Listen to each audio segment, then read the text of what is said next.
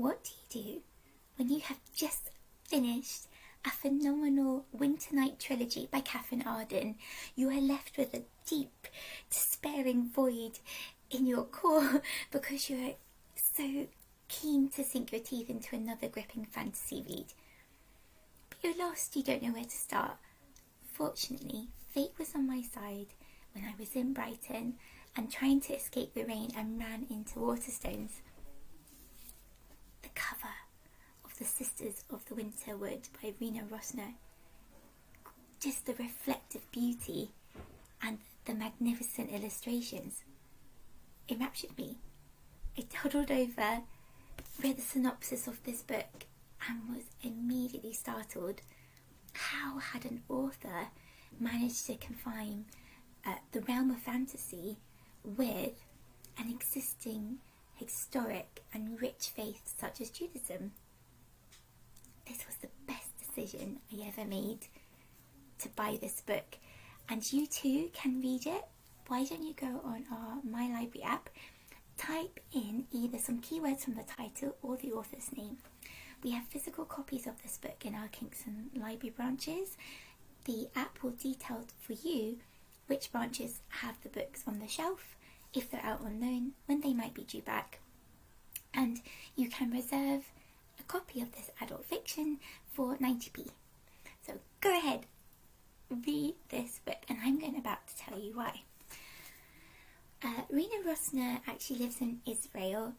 She's a vastly gifted writer, and her passion for her faith and her determination to create quite varied and deep characters is evident through each turning page and her beautiful writing style. The Sisters of the Winter Wood is, I would describe it as a fairy tale rewriting. We are introduced to Liba and Laya. Liba is on the cusp of turning 18. She's a very good young girl. She is Jewish. She is a keen follower of her faith and really wants to follow in her Tati's footsteps. And every morning he dedicates a lot of time in teaching her the Hebrew text and giving her an insight into her history, as well as what options are available to her in the future. He doesn't let her gender stop her from gaining as much insight as possible. We then meet Laya, who is Liba's younger sister. I say she's about 15, and these two girls, they're very, very different in a physical sense and emotionally. So Laya, at the moment, quite literally has a clawing feeling at the back of her shoulder blades, like she's longing to break free and fly, like she needs to leave. And you're curious, you're like, oh, this is someone very young in the early 1900s who is feeling something very relevant now, that potentially they don't belong, and there's something bigger out there just waiting on them to recognise it and to pursue it. So let me give you an insight even further into how different these two girls are.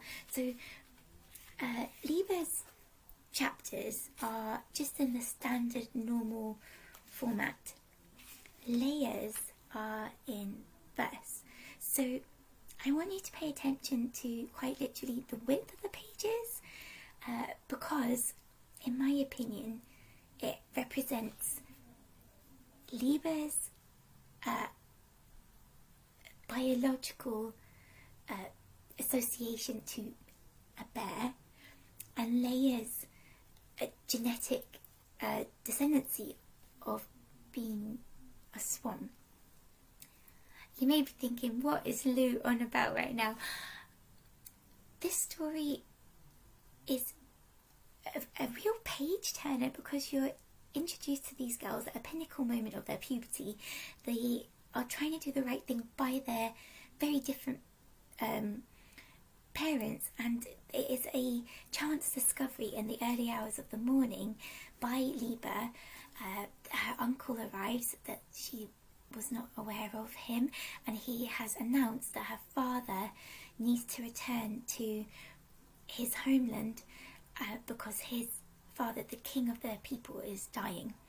So you're given an insight. They're living on the edge of a woodland, already feeling a little bit like outsiders in their community, and this just brings to the forefront, what is the history of these people? Like, this is a royalty here. So Liba's parents, at the end of this interaction, once the uncle leaves, they quite literally transform into being a bear and a swan. And Liba's like, everything I knew in black and white, everything I trusted in scripture, and I was so resolutely confident in on paper, it's gone. The rug's been pulled out from underneath my feet, and my parents are a swan and a bear.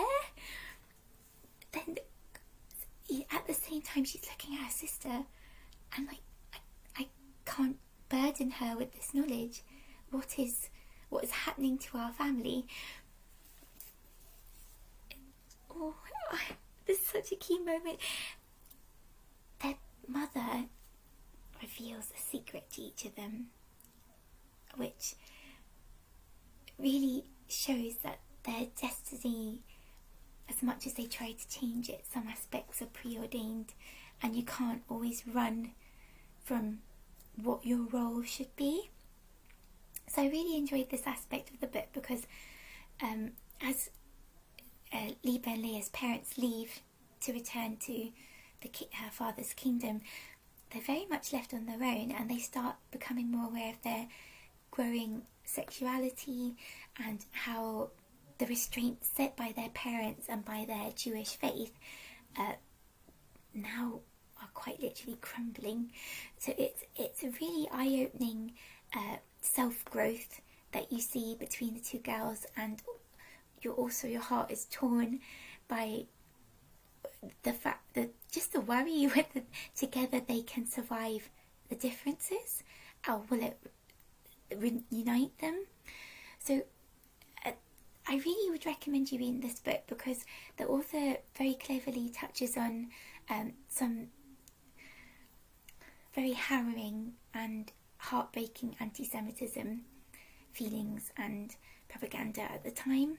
And Rena's all 8 grandparents fled to America to escape the murder and the mistreatment of the Jewish communities.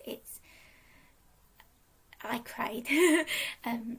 So I definitely feel that this book has a lot more to give.